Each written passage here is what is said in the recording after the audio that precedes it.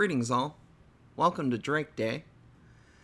Much like with Origin Day, we didn't get anything really new. We did get a daily Warbond, however, and here it is. The Vulture, which is a $175 ship. They're offering $25 off, which is a pretty good discount at this price range. Takes it down to $150.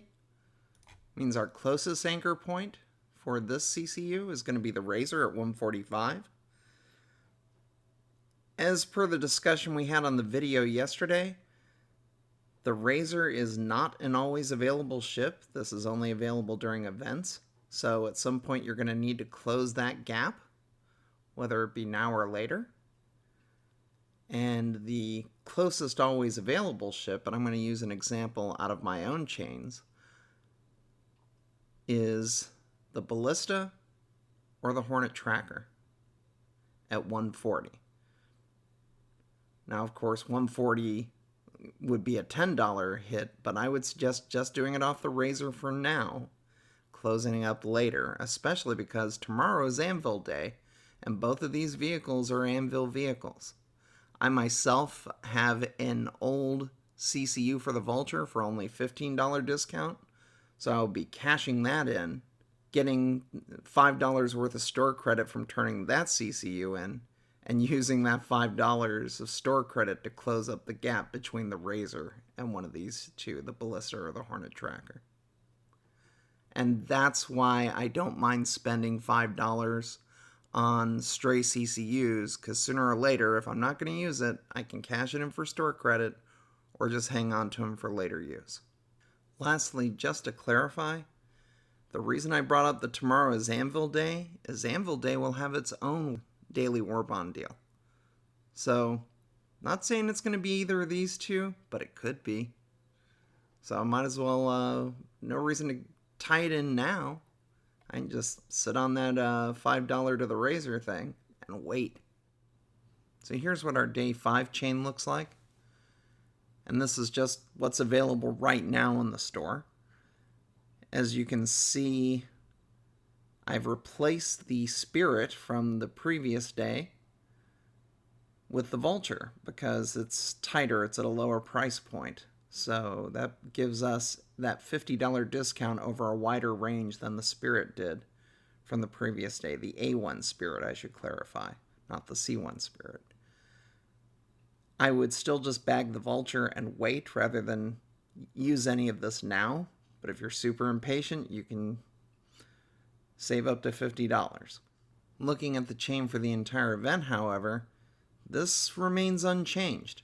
We're still using the A1 Spirit. We're not substituting the Vulture because the A1 Spirit had that nice tie-in to that Saber Warbond a while back.